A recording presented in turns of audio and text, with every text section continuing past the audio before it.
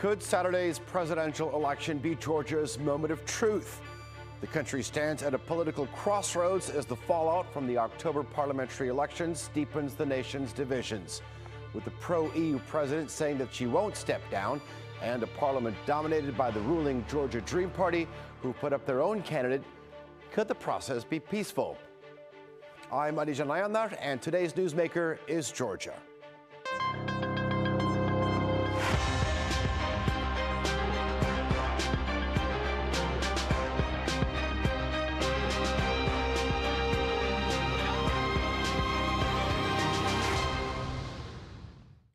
The vote will be held on Saturday, but after changes to the country's constitution back in 2017, this will be the first indirect vote where the president is elected through a 300-member college rather than a people's vote. This is a body that is dominated by the ruling party, who have put up their own candidate. Adding to the turmoil, President Zurabichvili has refused to recognize the results of October's parliamentary election results, calling them illegitimate, and has declined to step down at the end of her term. As protests grow and the opposition intensifies its demands for fresh elections, the country faces a constitutional and political crisis. This is the moment Georgia's opposition leader Nika Gvaramia was arrested by masked police. He's one of many, as the authorities raid the offices of opposition parties and detain politicians. The crackdown continues as pro-EU protests enter their third week. Thousands have flooded the streets following the government's plan to suspend EU accession talks for 4 years. That announcement came after the European Parliament's call for fresh elections because of what it says are irregularities in the October parliamentary vote. Police have clashed with the protesters and arrested hundreds. Prime Minister Irakli Kobakidze has vowed to eradicate what he called the country's liberal fascist opposition and defended his government's response. I cannot call this repression. These are more preventions than repressions. As for the connection, one thing is confirmed. People were systematically supplied with pyrotechnics and other means by the corresponding political forces. Kobakidze's Georgian Dream Party won the elections with 53% of the vote. But the opposition parties have refused to recognize the results and accused the Georgian Dream of fraud. International observers have also made claims of voter intimidation and pressure.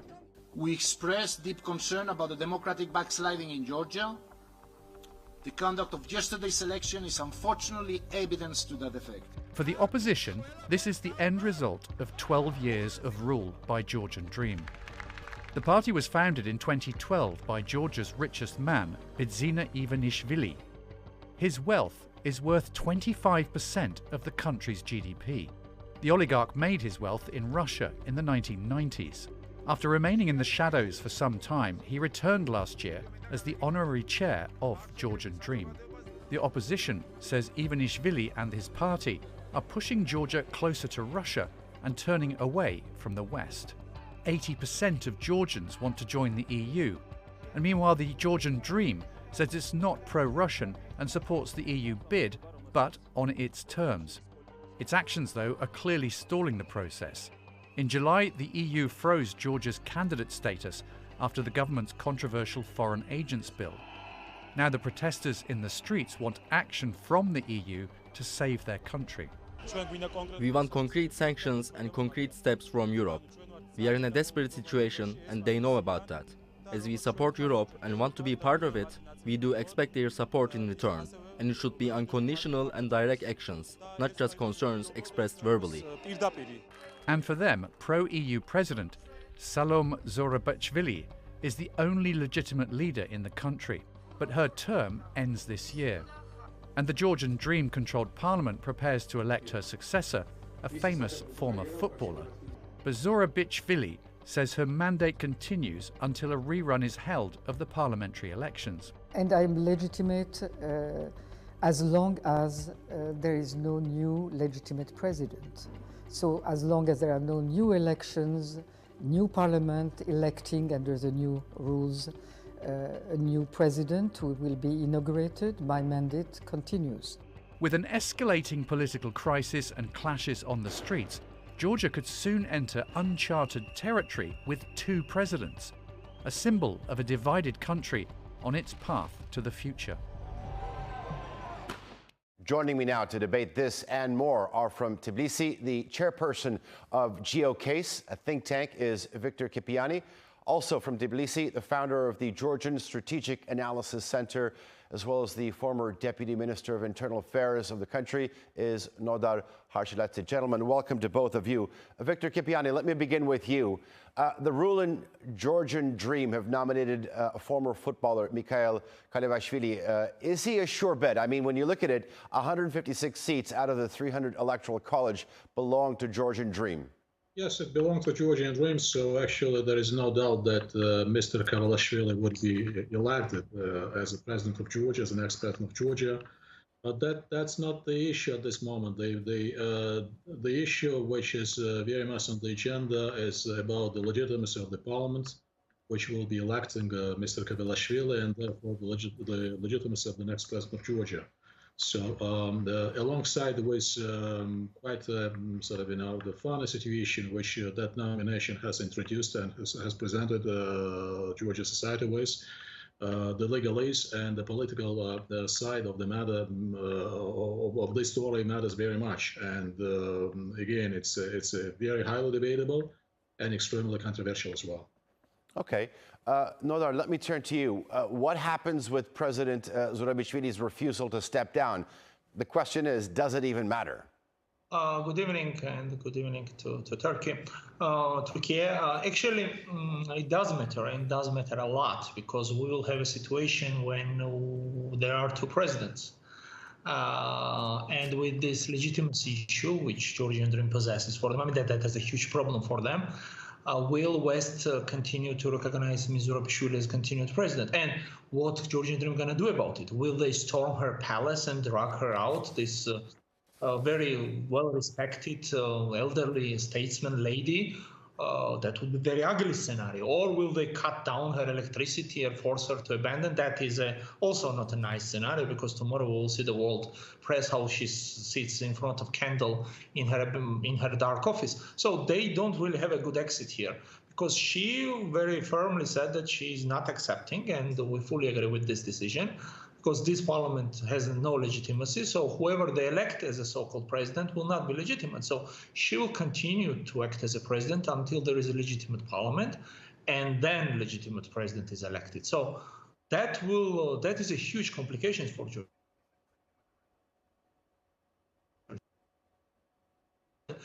Is not just a Georgian politician. She used to be a Georgian ambassador, French ambassador to Georgia, Georgian Minister of Foreign Affairs. She's very well known. She is friend to many abroad, and that would further and even more complicate Georgia Dream's bid for legitimacy. That will make it even weaker, and that is the big problem for Georgian Dream. Victor, let me turn back to you. I mean, despite these bold statements being made by the president, we've seen protests going on in the streets throughout the country for some time now. How do you see these particular events affecting this election? Well, those events are very much critical, not just as a background story, but as the story which guides the developments on the ground. These protests are very unique, at least for 2 points. Point number one, those are the nationwide protests. Differently from the protests which we've seen in the past, and those primarily been focused in Tbilisi, Georgia. As I've said, it's an all-out nation effort this time. And indeed, I'm not exaggerating, because those who are in Georgia or have been in Georgia during the recent days would be able to witness with his or her own eyes. Second point, which is very remarkable, visible cracks in the Georgian public sector, which are at one point very welcome sign, because public services and the protesting voice on the side of public services would be very much critical to compel the Georgian dream towards and pushing the Georgian dream toward the political compromise and political solution. Same time, however, it's a quite precarious path because those cracks could signal sort of dualism when it comes to different institutions and different agencies. So that's one of the points which my esteemed colleague Dr. Kishalazi has mentioned when he spoke actually about two presidents in Georgia. So by the same token, there could be the Minister of Foreign Affairs to Ministers of Defense, etc., etc. So this is really very precarious. However, we should admit, unfortunately, that when the political process is sealed off and when there is no room for the rule of law, there is nothing left except of the large and massive protests at the very grassroots level. This is reality. We have to look into the truth. So we now what we hope for those protests not to, and for this crisis not to get beyond the non-return point. And I really mean it when I'm saying that the situation is developing on an hourly basis, on a daily basis. So quick resolution by political compromise, and that political compromise could be just only one: new elections in a completely new and trustworthy situation and conditions. There is nothing else which could be debated now and which could be put on a table between the stakeholders.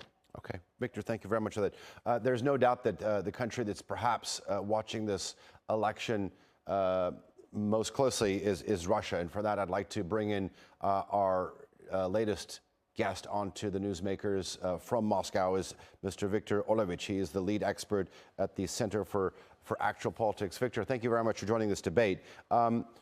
Let's throw you into this discussion. I mean, some would say, or rather critics would say, that the Georgian Dream Party is essentially a proxy of Russia.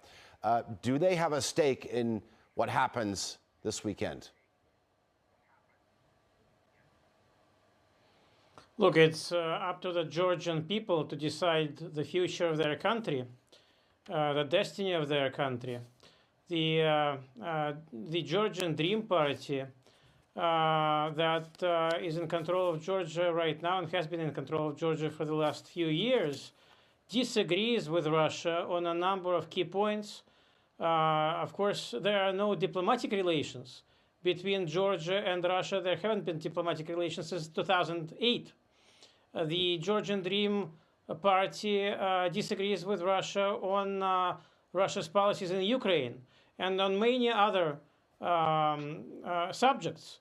But what the current government in Georgia understands is that a pragmatic, practical attitude to relations with Russia is positive, has a positive influence on the Georgian economy.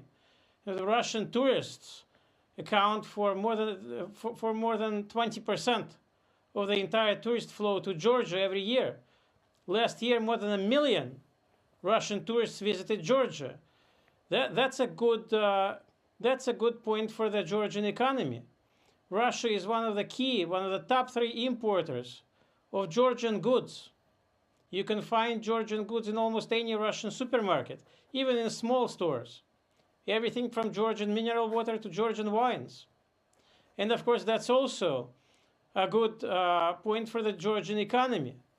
So while the current government in Georgia disagrees with Russia on a number of issues, it understands that having good working economic relations with Moscow is to Georgia's benefit. Okay. Now, Russia has no intent to intervene in domestic Georgian politics, and Moscow simply hopes that whatever government is in power in Tbilisi takes a pragmatic attitude to relations with Russia and has good relations with all its neighbors. Nodar, I mean, listening to Viktor Olevich, I mean, he's clearly made the connection between the tourism connection, the economy, and how Russia, how important it is for Georgia. But from an EU membership or potential EU membership perspective, which has been one of the sticking points of all the riots going on, what's Russia's stance? First of all, let me also welcome my colleague from Russia and say hello to him. We might disagree on some issues, but I share part of his presentation.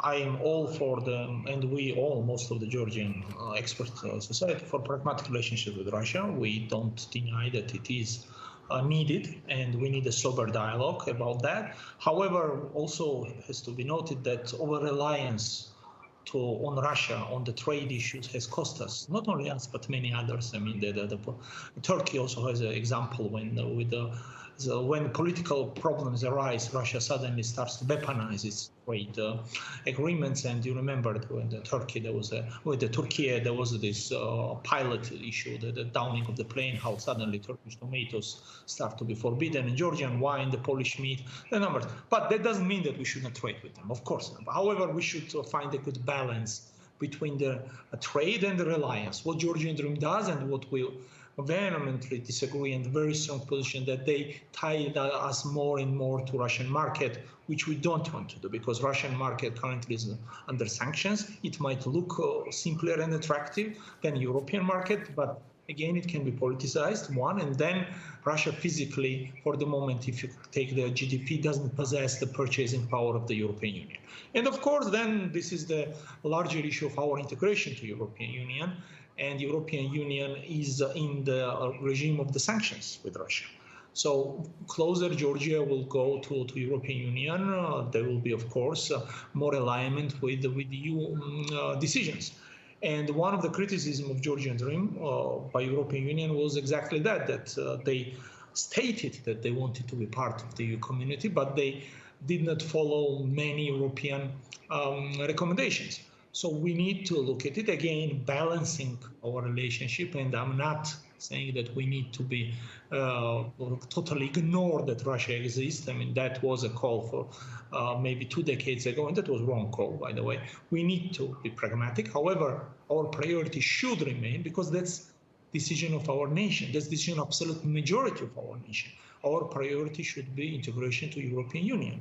And we need to do whatever is required to do there, because we are aspirants. And for us, it's very important to become part of the European community. After that, of course, pragmatism should be also projected to Russia, and let's see, we have to settle those issues in some ways. I mean, we hope that one day Russia will be more democratic than it is today, because we fully condemn that absolutely unacceptable incursion to Ukraine. But again, we hope that one day these issues can be discussed. Today it's hard. For example, we can't discuss Abkhazia and Ossetia with Russians. I mean, that is impossible, because they say that they're independent state, it's our territory. So there are issues which cannot be discussed, and there are issues which can be discussed, again, trade and some other things maybe. But again, one, not to rely. Second, there are increasing allegations by our colleagues, Western colleagues, towards current government of Georgia, that Georgia is used as a kind of the hub for smuggling of different things in order to avoid sanctions. That's also, of course, unacceptable, because it doesn't generate lots of income, but generate lots of bad image among our partners. Among partners where our integration matters a lot. So I'll stop here. Victor Kipiani, you're not entirely on board with this. Well, yes and no. Of course, trade is a very natural thing between the neighbors, and I fully subscribe to what Nidar has just said, that geography matters. Geography matters pragmatically, geography matters commerce-wise, geography matters business-wise. So there is no point and no arguments and no counter-arguments on that. Although, again, to stick to the question of the priorities, of course, that astounding economic data which my Russian counterpart has mentioned in Russian interpretation, those are welcome, except one very key side of the story, that when that trade and applauding to intensifying economic relations with Russia, Georgia goes alongside with Russia's occupation of Georgia and Crimean annexation and acts of ethnic cleansings, you would agree, probably most of our audience would agree with me, those are not the tipping balance which could introduce sort of, equalizer on the trade from one side and on the violation and trampling the fundamental principles of international law. So, of course, that wrong has to be righted. I don't expect, unfortunately, regretfully, that wrong would not be righted in the near future, watching how the things are developing in Russia and its neighborhood. But essentially, we very much hope that for Georgia being the prison of geography, having normal relations with each of its neighbor, relations which would be the premise and hinged on fundamental principles of respecting each other and respecting the fundamentals of international law, would be key points in progressing in Russian-Georgian relations and ending finally this quagmire, not to the detriment of Georgian interests, but to the best interests of both Russian people and Georgian people. Okay. Viktor Olevich, let me turn back to you. The best interest of the Georgian people and the Russian people. I mean, you said that this is up to the Georgian people, but given the fact of what we've seen, not only in the immediate periphery of the Russian Federation, but also in the Middle East, and I'm referring to the dramatic overthrow of Bashar al-Assad and sort of the ongoing war of attrition in Ukraine, there has to be, I want to get your input in terms of what is best for Russia. Well, if we look at Russia's activities in Georgia in the last few years, or even in the last few months, and the West's activities in Georgia in the last few months, in the last few years, we have seen a number of European politicians, European foreign ministers, members of parliament that have visited Georgia and didn't mince words in saying which parties they support in elections and which parties they don't support. If that's not intervening in domestic politics in Georgia, what is?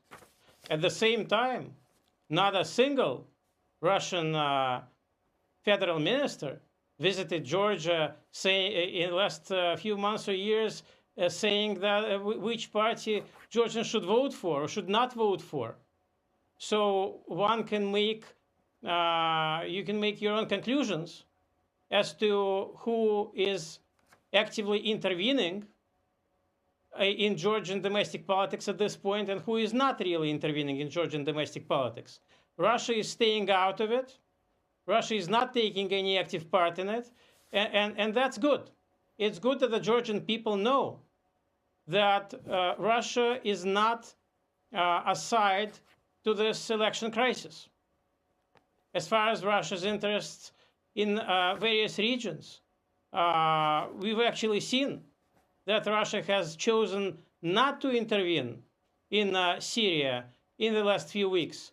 Russia gave refuge to the now former Syrian President Bashar al-Assad.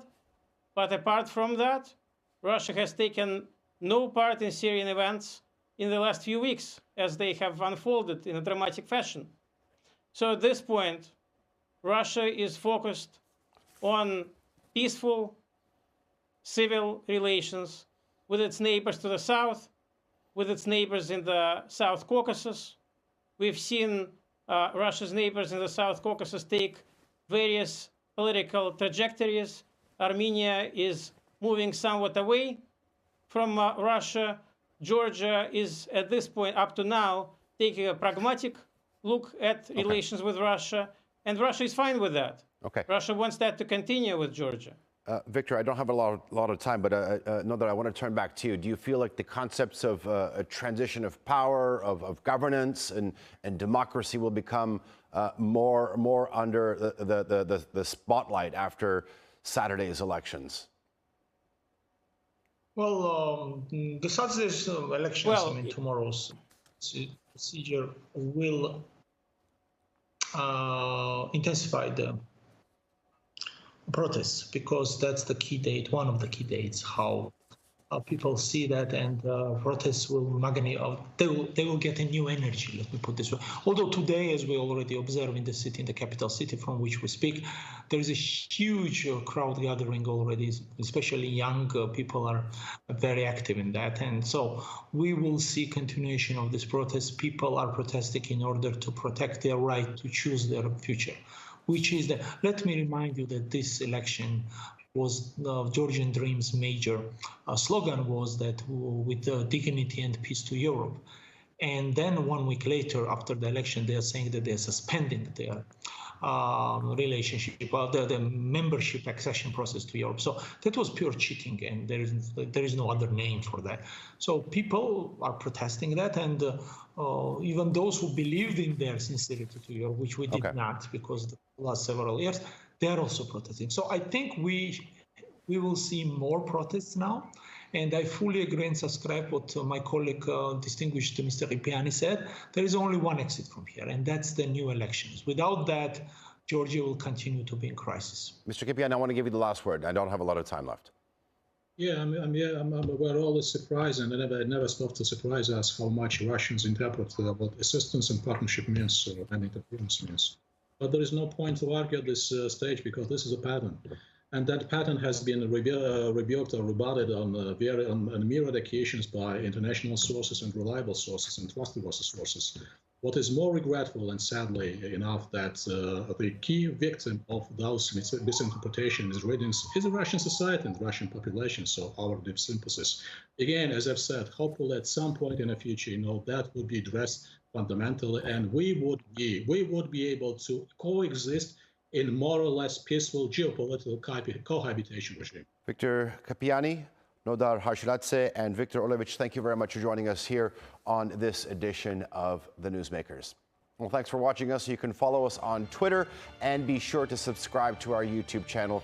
I'm Ali Janayanar, and we'll see you next time.